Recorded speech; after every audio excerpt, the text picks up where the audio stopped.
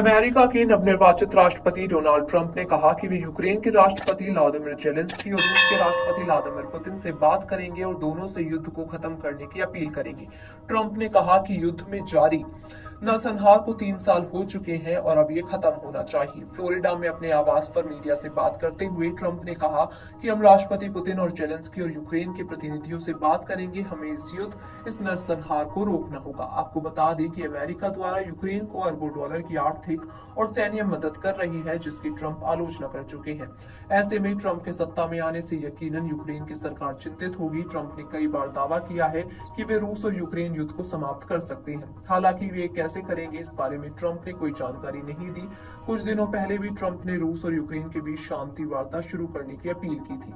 रूसी राष्ट्रपति Vladimir Putin ने सोमवार को अपने शीर्ष सैन्य जनरलों को संबोधित करते हुए कहा था कि उनकी सेना का पूरे अग्रिम मोर्चे पर दबदबा है और रूसी सेना यूक्रेन के प्रमुख पूर्वी शहर के द्वार पर पहुंच चुकी है। पुतिन ने कहा कि रूसी सेनाएं पूरी संपर्क रेखा पर मजबूती के साथ अपनी रणनीतिक बढ़त को कायम रखे हुए हैं। पुतिन ने कहा कि रूस की सेना ने इस साल 200 से ज्यादा यूक्रेनी बस्तियों पर कब्जा किया है और 2024 सैन्य अभियान के लिहाज से काफी सफल रहा। उसी बैठक में पुतिन के बाद बोलते हुए रूसी रक्षा मंत्री ने कहा कि रूस के सैनिकों ने इस साल कुल लगभग 4,500 वर्ग किलोमीटर यूक्रेनी क्षेत्र पर कब्जा किया है और अब वे हर दिन लगभग 30 वर्ग किलोमीटर पर कब्जा कर रहे हैं। जहां एक तरफ ट्रंप युद्ध रोकने की अपील कर रहे हैं, वहीं सोमवार को ही यूरोपीय संघ और कई पश्चिमी देशों ने रूस यूक्रेन युद्ध में उत्तर कोरिया में शामिल होने को खतरनाक करार दिया और कहा कि इसके यूरोपीय और इंडो पैसिफिक सुरक्षा के लिए गंभीर परिणाम होंगे। संयुक्त राज्य अमेरिका, दक्षिण कोरिया और यूक्रेन ने उत्तर कोरिया पर रूस का समर्थन करने के लिए 10,000 से अधिक सैनिक भेजने का आरोप लगाया है। बता दें कि रूस यूक्रेन का युद्ध 20 फरवरी 2022 से चल रहा है। रूस ने रूस यूक्रेन युद्ध के एक प्रमुख विस्तार में यूक्रेन के कुछ हिस्सों पर आक्रमण किया और कब्जा कर लिया, जो 2014 में शुरू हुआ था।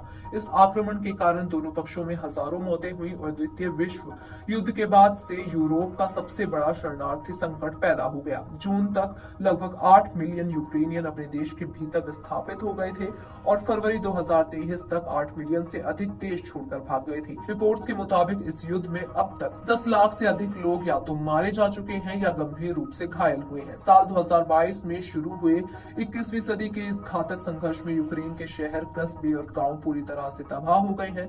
जान माल का नुकसान लगातार बढ़ता जा रहा है और युद्धग्रस्त देश से दिल दहला देने वाली खबरें भी सामने आ रही हैं। युद्ध के शुरू होने के बाद से यूक्रेन अब कहीं ज्यादा कमजोर हो गया है। यूक्रेन एक समय रूसी साम्राज्य का हिस्सा था और बाद में सोवियत संघ का भी हिस्सा रहा। रूस के राष्ट्रपति व्लादिमीर पुतिन ने कई मौकों पर कहा है कि उनका मकसद यूक्रेन को फिर से रूस का हिस्सा बनाना है। पुतिन यूक्रेनी राज्य और पहचान को नकारते हुए दावा कर चुके हैं कि यूक्रेनी लोग असल में रूसी हैं। रूस यूक्रेन संघर्ष ने न सिर्फ लाखों लोगों की जान ली, बल्कि इसने दोनों देशों की जनसंख्या, अर्थव्यवस्था और सामाजिक ताने बाने को गहराई से प्रभावित भी किया है।